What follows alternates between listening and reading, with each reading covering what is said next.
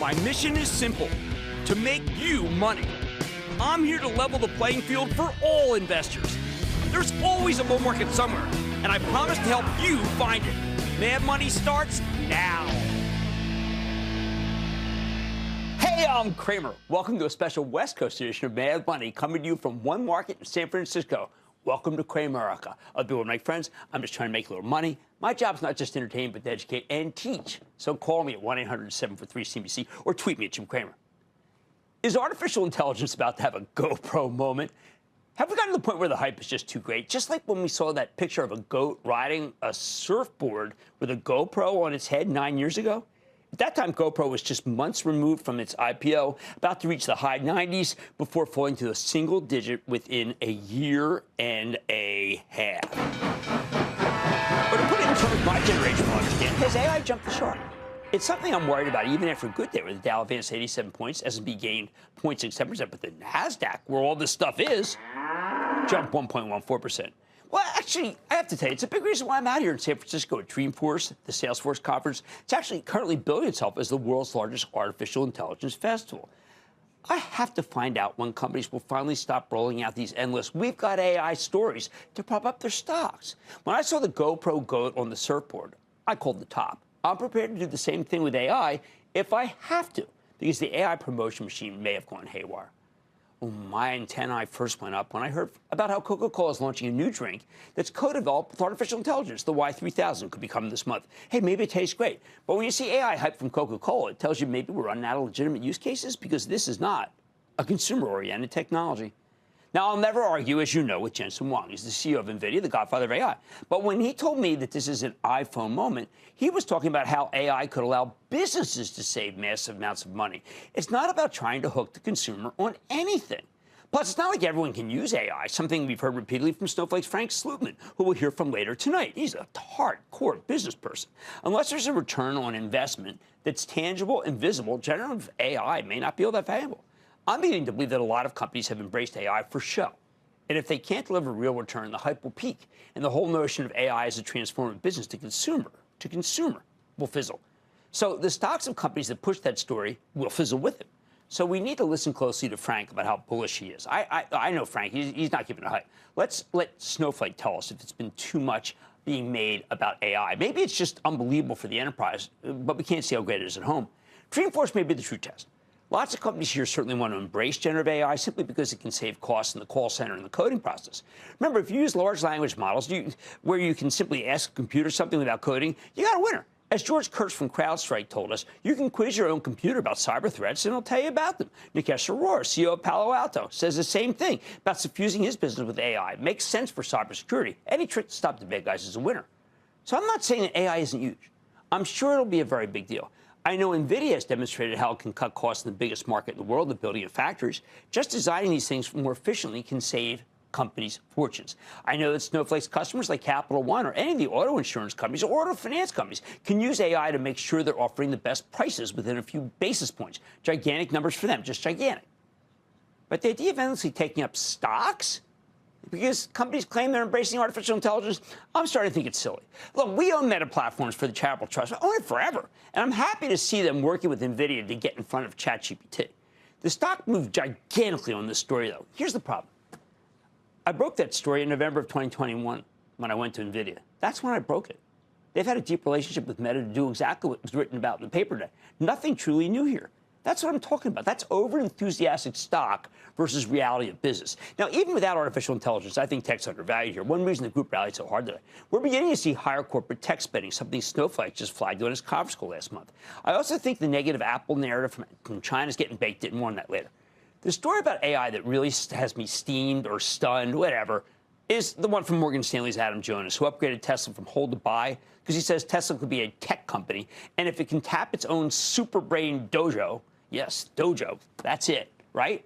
Then it could be like Amazon Web Services, and therefore the company could be worth $500 billion more than its current valuation because of dojo. Look, I like Adam Jonas, but he missed the entire run in Tesla that came from being a car company. Maybe he's just getting ahead of the next leg higher as a supercomputer company, one that could possibly challenge NVIDIA down the road. That's why Tesla stock went up 10% today while NVIDIA stock went down. I'm not convinced of it. Any company that needs to sort and process gigantic amounts of data will need artificial intelligence to stay ahead of its competitors. Any company that has a ton of expensive smart coders will find that they aren't as smart as a tower of NVIDIA's cards linked together. But I got to find this out with my own. I got to see it, okay? I've come right here to see it. Right now, there are companies that can and will bring in revenue, especially to the consumer.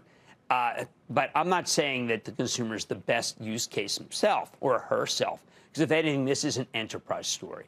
I am saying the days when a company or an analyst thinks that AI must be bought and it brings a buy this stock conversation, that's peaking. Remember, today's tech strength was not based on AI, but on actual earnings per share, which is great news and a show of strength, just like when we heard that the ARM Holdings IPO could be 10 times oversubscribed. True sign of tech health. That's what I want to hear, not about a $500 billion AI possibility for Tesla. Many people laughed when I said that the use cases for GoPro peaked right along with the stock roughly 9 years ago. I nailed that sucker right from the top. Will I do the same here? I have to learn more. Bottom line, we've seen tons of CEOs and analysts try to shoehorn AI into their bullish narratives, and that's going on for a while now. And it worked. But I think those days will soon be numbered, unless they got a legitimate way to make lots of money off AI rather than the equivalent of watching a goat surf, admittedly with great form, off the coast of Hawaii. Let's take calls. Let's go to Wes in Texas. Wes. A Navy deep sea hooyah booyah from the Woodlands, Texas. Oh, and a thank you for serving, Booyah, right here from San Francisco. How can I help? With clear headwinds in the manufacturing front and seemingly unlimited demand, I want to know when you think Lockheed Martin will get wind back in its sails. Thanks. I think it's very soon. Look, I think Jim Cramer, whom we know very well from when he was at American Tower, is just a total winner. The budget's fine for defense. The stock has had it's down almost 100 points. That is just the right time to buy Lockheed Martin with almost 3% yield. I think you got a good one. Let's go to Ethan in California. Ethan. Booyah, Jimmy Chill. Yo. Hey, Ethan, how you doing? I'm doing good. I'm wondering your thoughts on Pool Corporation, Pool.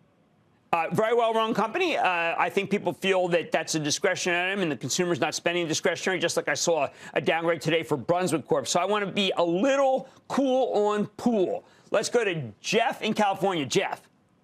Hey, Booyah, Jimmy Chill. How you doing? Doing well. How about you? Oh, fantastic. Hey, thanks for taking my call. My stock is Shopify. I used to own tons of Shopify when it was just going up and going up. Used to be the king of kings. And with online shopping going stronger and stronger, I think lots of people would like to have a storefront online. The great news about Shopify that on November 24th of 2021, the day before Thanksgiving, Shopify hit an all-time high of $169 a share, which is up 945%. But there's a big but here, Jimmy Chill. It hit an all-time low to only $27 a share, which was 84% off the high. True. But it's kind of a weird coincidence that Shopify just shot up in recent months. In fact, again, just a coincidence, it shot up 84% year to date. Well, you got some symmetry there. Now, here's how I feel about Shopify. I think that when we had them on recently, people underestimated how powerful their model is. And then Amazon ties up with them, which tells me that they're going to be able to keep the customer and have the customer make even more money, which means it's going to be even better for Shopify. I don't know about the symmetry. I like that 84, 82 thing, but I think you've got a winner in Shopify. Let's go to Malinsky in Virginia. Malinsky. My man Cramer, hey, your Eagles and my Browns are undefeated. Can't say that often, but that's it could be early because of my Browns. I'm saying it might be early. I don't want to get on a limb with that, but it might be early. Hey, I'll take it for right now because every week can change with the Browns. But, hey, I need help with the stock, and I'm trying to avoid a value trap here. Company's doing a lot of right things, got some macro issues, consumer demand, credit tightening, everything else like that. We know pigs get fat. We know hogs get slaughtered. And my favorite hog, Harley Davidson, is getting slaughtered. What do we do here? Well, I got to tell you, this is no Nick Chubb. That's all I can tell you. All right. I think this is not a consistent, reliable company. So, Malinsky, we're going to have to say that it's a little bit more like yesterday's Bengals than like yesterday's Browns. I think the days of CEOs shoehorning AI into the bullish narratives to jump their stocks higher may be over, even if there is a legitimate use case to make a lot of money off AI. Well, man, tonight, we're kicking off a big week in San Francisco. J.M. Smucker, Sweet Tooth, announced a $5.6 billion acquisition of Twinkies maker Hostess Brands. We go straight to the source, find out about that deal. Then Twilio has bounced back from its post-pandemic lows with AI, so now the company is more focused on sustainable growth. Could it be worth watching or owning? Talk to the CEO. And as I just said, the AI craze has gotten a little out of hand when it comes to promoting your stock.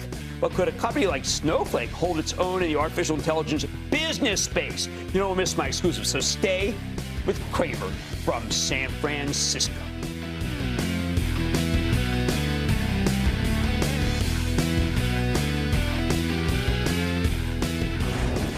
Don't miss a second of Mad Money. Follow @Jim Cramer on Twitter. Have a question? Tweet Cramer. #MadTweets. Send Jim an email to madmoney@cnbc.com or give us a call at 1-800-743-CNBC. Miss something? Head to madmoney.cnbc.com.